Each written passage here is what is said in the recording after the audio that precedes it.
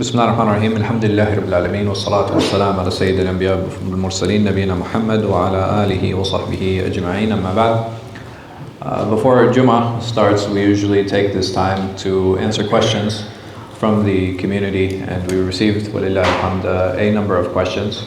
I usually give an opportunity to those present, if they have any questions, that we answer them.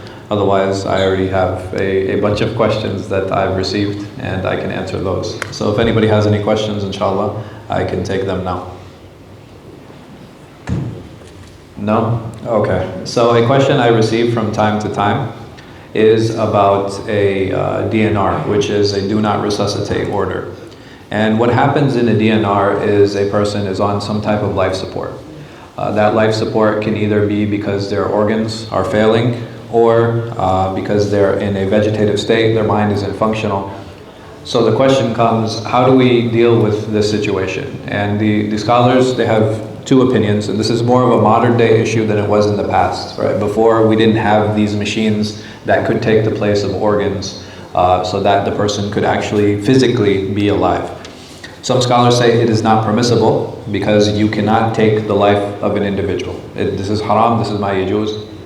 Other scholars say that it is permissible. It is permissible for a number of reasons. So the reasons that they bring is, they say that while the family, when they look at this person who is in their coma, what they want is they want this person to live, right? We all want to live. This is something that is very natural, something that we all want. But they said it's important also to look from the perspective of the person who is in the coma. So this person who is in the coma, what is their quality of life? And the way to determine that quality of life is something that if we put ourselves in that situation, some of us might have feeding tubes, some of us might be on a breathing machine, some of us might be on constant dialysis. All of these are extremely painful procedures, and in order for those procedures to maintain, what happens is that they'll usually keep them on a high level of morphine or a high level of anesthetics, so that they can't feel what exactly is going on. The other part to this is, and this is a real issue that many of us are scared to talking about, is the financial burden. It is very, very costly to keep individuals. And I'm not saying that this justifies and says, oh, because something is expensive, we should allow people to die. No, that's not what I'm saying at all. But I'm saying that this is something that needs to be considered. Because many times the families are put in deep, deep financial burden for very little chance of a positive outcome. Are there people who come out of comas? Yes, absolutely, they do. Are there people who have miraculous recoveries? Yes, they do.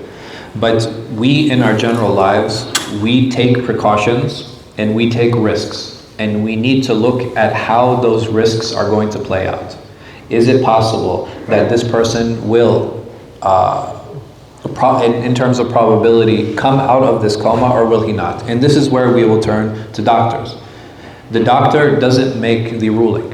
It is going to be the mufti that makes the ruling. So what happens is that when a family comes to a point and they have to make a decision on whether they want to do a DNR, and if they want to do a do not resuscitate or not, they need to bring in a few people.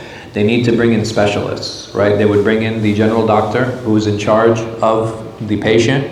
They would have to bring in the specialist for whatever organ or organs are failing at that point.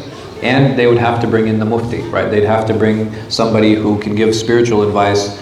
And lastly, the rest of the family, right? This is not an individual decision. This is a decision that needs to be made by the entire family.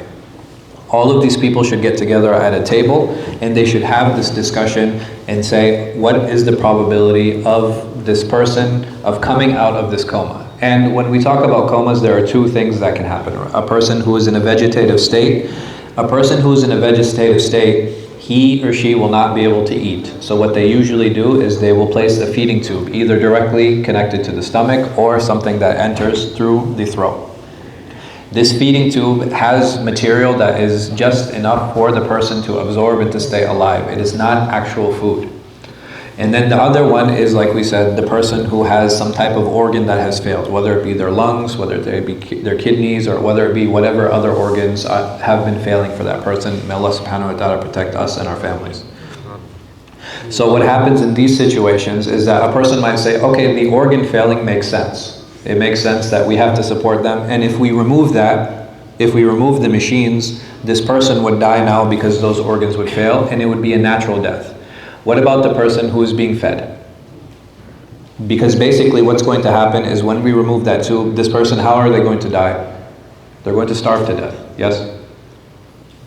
And the question is now, can we starve a person to death?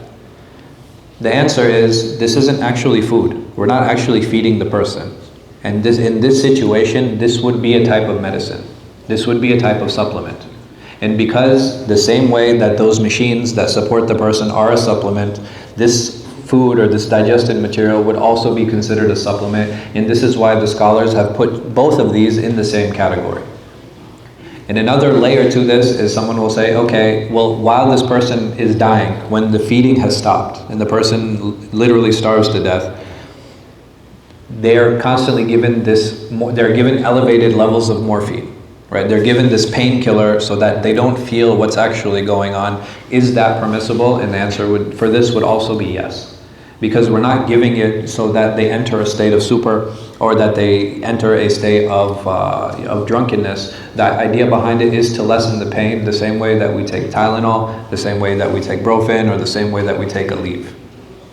And it is a very tough decision. It is not something that's easy.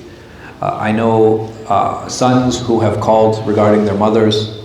I know that there are parents that have called regarding their children. It is not an easy decision. It is something that is very difficult.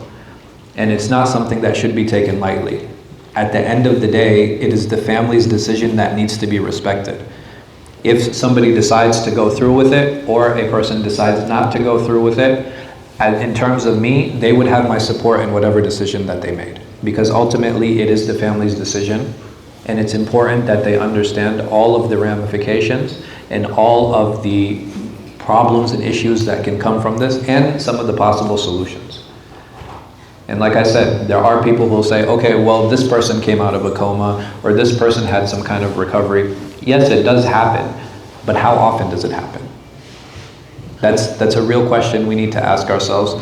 And one thing that we can kind of prepare our families for is now, while many, if not most of us are healthy, we can help our family make that decision by having a real conversation with them. And it's not an easy conversation.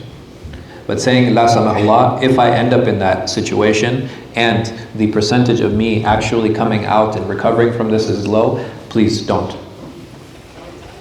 Because even for us as individuals, how many of us, and if we think about it now, how many of us would want to be in that state? How many of us would not want to be conscious or coming in and out of consciousness, maybe just hearing a few words, being in a dreamlike state all the time? What kind of life is that? And for some people, that life might be important, and that's fine. But for some people, they say, I'd rather not. I'd rather not live like that. I'd rather not use that opportunity. So there is room for discussion in this space. It is not something that is black and white. It is not clear cut. There has to be discussion. And like I said, the head doctor, the specialists, the mufti, and the family. These people are very, very important in this decision process. Because the idea is to help make a sound decision. And why do we want to make sound decisions? So that ultimately we are not accountable in front of Allah. And that we did the best that we can. We took as much due diligence as we could. And we researched as best as we can to come to a sound and come to a right decision.